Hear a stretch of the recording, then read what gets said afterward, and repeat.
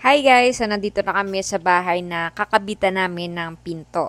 Ayan. So, bali yung dalawang gilid niyan ay fix and yung pinaka-center niya is heavy duty door. So, yung mga pinto na makikita mo sa mga commercial buildings. Ayan. Kasi gusto ni ma'am matibay sa hangin kasi malakas yung hangin dito sa taas niya.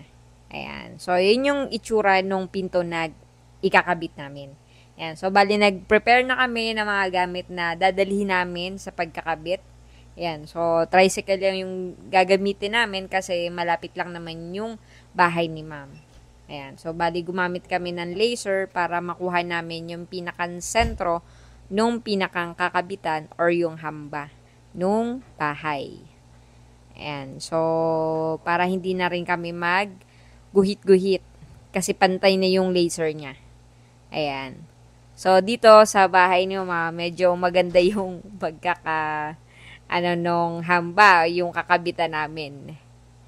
Yan, sa kabaliktaran. Medyo hindi pantay. Malaki yung, kumbaga, angat nung, semento.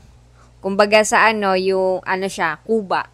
Minsan, yung iba naman, tawag dyan, buntis. So, ito yung kay ma'am, medyo kuba siya. So, pantay yung dalawang tabi dun sa dulo, baba at taas. Pero dun sa pinakang center niya, na siya, pa-curve na, pakuba na. So, medyo malaki yung angat dito. Ayan. So, syempre, tayo mag-a-adjust para makuha natin yung magandang lapat ng ating aluminum. Ayan. Kasi, guys, dito, pagka hindi naman maiiwasan na perfect talaga yung ating kakabitan. Kasi madalas talaga maraming, problema. Madalas talaga, hindi pantay yung pagkaka-finish nung semento. Ayan, pero okay lang yun kasi kaya naman nating isilant yon. Wag lang yung, meron kasing 1 inch, may mga OA na as in talaga, maaasar ka. Kaya, yun. So, dito kay ma'am, half naman siya. Pero, kinaya na naman. So, mamaya, papakita ko sa inyo yung result ng aming kinakabit. So, yan, naglagay na kami ng itong pinakang ready nung baba. Yan. So, dyan natin ilalagay yung pinto. Isasabit doon. Yan. So, ito naman sa taas, yun yung pinakamakina niya. Para smooth yung pagbubukas at sara ng ating door. Ayan. So, dito guys, talaga medyo medyo maarte sa pagkakabit. Gusto ko talaga hands-on ako. Lagi akong kasama sa pagkakabit. Ganon. Kasi minsan, pagka hindi ka kasama, wala silang bantay, ganon. Medyo dali-dali yung paggagawa nila. Ayan. So, pagka nandito na ako syempre, pagkasama ako, nag-aarte-arte ako. So, pag nakita kong hindi maganda, medyo pinapa-adjust ko, ganun. Kung hindi pantay, pinapapantay ko. Ayan. So, hindi naman sa pagiging maarte kasi, syempre, nakakasira yon sa customer eh. So, hindi na uulit yung customer mo kung pangit yung inyong ginagawa o yung trabaho nyo. Kumbaga, basta-basta yung ginagawa nung mo. Syempre, bayad naman ng may-ari. Maganda naman silang magbayad, ganun. Ba't nyo, kumbaga, hindi gagandahan yung trabaho. So, yun. Yun ang ko naman sa kanila. Sabi ko, okay lang tayo na umuwi ng gabi, o masyado tayong late umuwi, ganun. Wag lang tayong mag-repair. Yan. So, wag lang tayong bumalik para sa back job. Kasi yun yung pinakang ayaw ko. 'Di ba? Hindi naman kumbaga hindi sa pag-aarte, pero sayang kasi yung araw, sayang din yung oras. Syempre, nagbabayad ka din naman sa mga tao mo.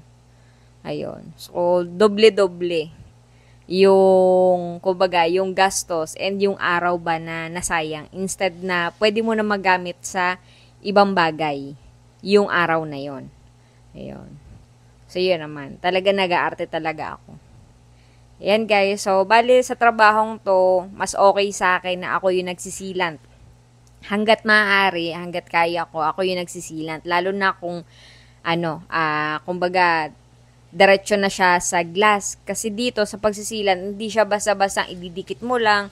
So, dapat, ano ka lang din, kumbaga, pulido. Hanggat maaari, pulido yung pagkakasilant mo. Kasi dito, pagka hindi maganda yung pagkasilant mo, kumakayat siya. So, magiging madumi yung result nung inyong pagdidikit. Yan, isa kasi yan sa pinaka-importante, yung pagsisilant. Ayan, so dapat talaga malinis yung pagkakadikit nung nung glass sa aluminum.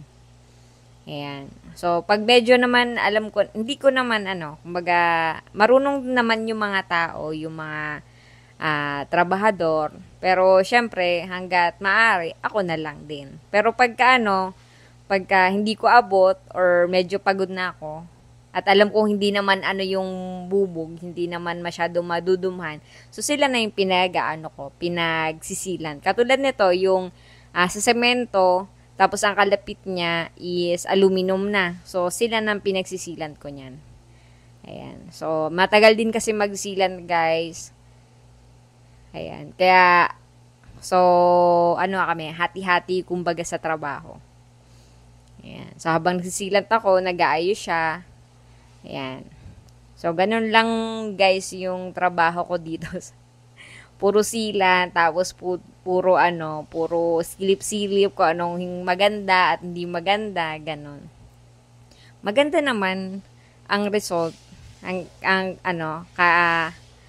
kahit papaano. Ayan. So, nga pala, si Ma'am Josephine. Sobrang bait. Yan, pag tuwing magkakapit kami sa bahay nila, lagi kaming may merienda. Yan, halos buong bahay niyan sa amin pinagawa. Yung pinto, pati yung cabinet niya sa baba. Ayan, tsaka yung kitchen cabinet niya, sa amin din yun pinapagawa. And pinagawa dati. So, bali, ilang years na. Since pandemic, si ma'am, customer na namin yan eh. Diba guys, kung hindi maganda yung trabaho namin sa kanya, sigurado hindi na siya magpapagawa sa amin. Kaya yun. Kaya okay lang talaga. Minsan, okay lang mag-arte-arte eh. Ayan. So, guys, nga pala, patapos na kami. Ayan. So, bale, last na to na isisilant namin. Tapos, hindi na namin to gagalawin. Bale, papatuyuin na kasi medyo mabigat yung pinto and para hindi na rin maano yung silant.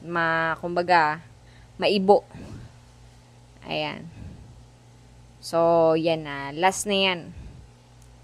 Tapos guys, hindi ko siya bubuksan pa. So, papakita ko na lang sa inyo yung result niya pagka balik namin dun sa bahay ni ma'am.